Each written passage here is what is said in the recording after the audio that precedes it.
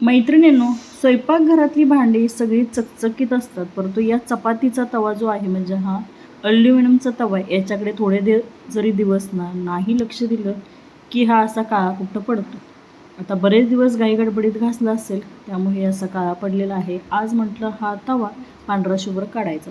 सोप्या पद्धतीने कमी त्रासात झटपट असा पांढरा शुभ्र होतो. त्यासाठी एक ट्रिक वापरायची आहे. त्यासाठी व्हिडिओ जो आहे तो स्किप न करता शेवटपर्यंत नक्की पहा.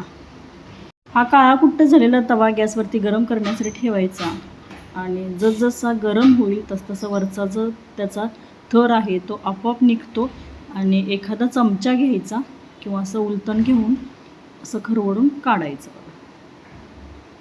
हे बघा, जो ब्लॅक कलरचा जो सगळा थर आहे ना, तो तवा जसा गरम होईल तसा निघतो आणि जास्त त्रास होत नाही आणि पटकन असा पांढरा शुभ्र हा तवा होतो. हे बघा, खाली गॅस चालू आहे आणि हा अगदी 2 मिनटंच गरम करून घ्यायचा आहे, जास्त वेळ गरम करायचा नाही. आणि गरम झाला तवा की गॅस बंद करायचा. बघा, मी इथे गॅस बंद केला आणि वरचा जो थर आहे तो सगळा काळपट झालेला असा एखाद्या चाकूने किंवा चमच्याने जरी काढला तरी पटकन निघतो. हे बघा, अशा पद्धतीने काढून घ्यायचं. काळी झालेली भांडी स्वच्छ करायचं म्हटलं की हात दुखतात, तर ते दुखू नयेत म्हणून ही ट्रिक वापरा.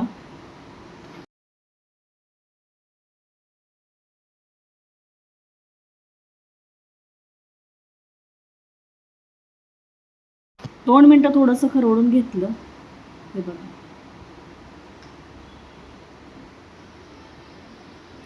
असं सर्व बाजूने एकसारखं खरवडून घ्यायचं म्हणजे वरचा थर निघतोय आणि पांढरा शुभ्र हा तवा होतोय.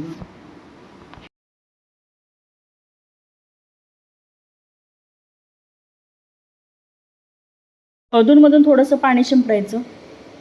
तवा जर थंड झाला असेल तर थोडासा पुन्हा गरम करायचा. म्हणजे हे बघा, साईडच्या कडा थोड्याशा राहिलेत त्या पुन्हा थोडंसं उलताण्यानं खरवडून घेते. थोडंसं पाणी शिंपडून पुन्हा खरवडून घेतलं. बघा,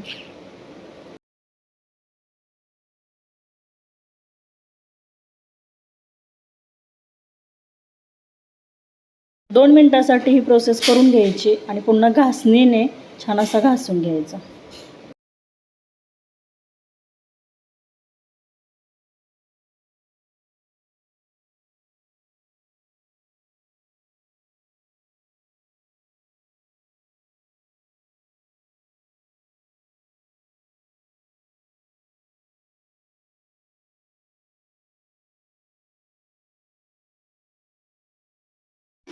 हे बघा, थोडं घासून घेतलं की काळपट झालेला पूर्णपणे पांढरा शुभ्र झाला आहे. बघा, अशा पद्धतीने पुन्हा स्वच्छ धुवून घ्यायचं आणि भांड्यासाठी जे तुम्ही जेल वापरता म्हणजे भीम असो किंवा कोणतं जे वापरता ते थोडंसं घ्यायचं आणि हा घासणीने घासून घ्यायचा. थोडा पांढरा शुभ्र निघालेला आहे. आणखी थोडा वेळ घासल्यानंतर हा असा तवा निघालेला आहे. 2-3 दिवस असंच पद्धतीने घासून घेतला की छान लकलकीत असा पांढरा शुभ्र होतोय. हात न दुखता आणि कोणतेही महागडे प्रोडक्ट न वापरता झटपट अशा पद्धतीने काळा झालेला तवा पांढरा शुभ्र करता येतो. व्हिडिओ कसा वाटला कमेंट करून नक्की सांगा आणि व्हिडिओ आवडला असेल तर लाईक शेअर नक्की करा.